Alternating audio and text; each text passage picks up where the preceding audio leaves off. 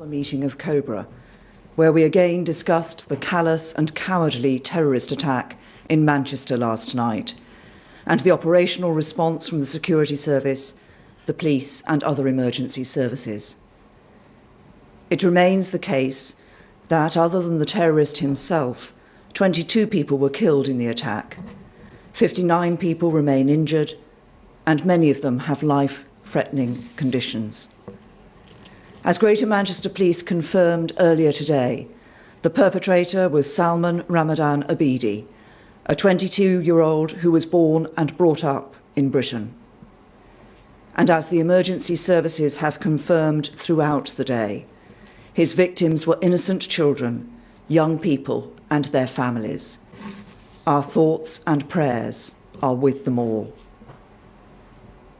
I want to reiterate what I said this morning about the professionalism of the emergency services and the bravery of the people of Manchester. Through their actions, they proved that cowardice will always be defeated by bravery, that evil can be overcome by good, and that our values, liberal, pluralistic values of Britain, will always prevail over the hateful ideology of the terrorists. In my statement earlier today, I said that the police and security services needed to investigate whether or not Abidi was acting alone. Those investigations continue, but the work undertaken throughout the day has revealed that it is a possibility we cannot ignore that there is a wider group of individuals linked to this attack.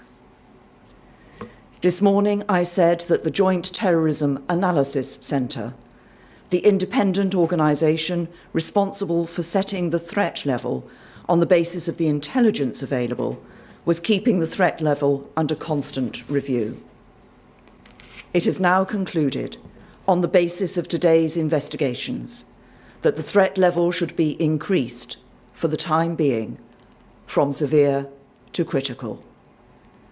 This means that their assessment is not only that an attack remains highly likely, but that a further attack may be imminent.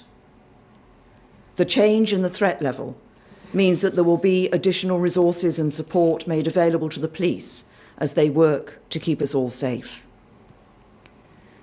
As a result of JTAC's decision, the police have asked for authorisation from the Secretary of State for Defence to deploy a number of armed military personnel in support of their armed officers. This request is part of a well-established plan known as Operation Tempora, in which both the armed forces and the police officers involved are well trained and well prepared to work in this kind of environment. The Secretary of State for Defence has approved this request, and Operation Tempora is now in force. This means that armed police officers responsible for duties such as guarding key sites will be replaced by members of the armed forces, which will allow the police to significantly increase the number of armed officers on patrol in key locations. You might also see military personnel deployed at certain events, such as concerts and sports matches, helping the police to keep the public safe.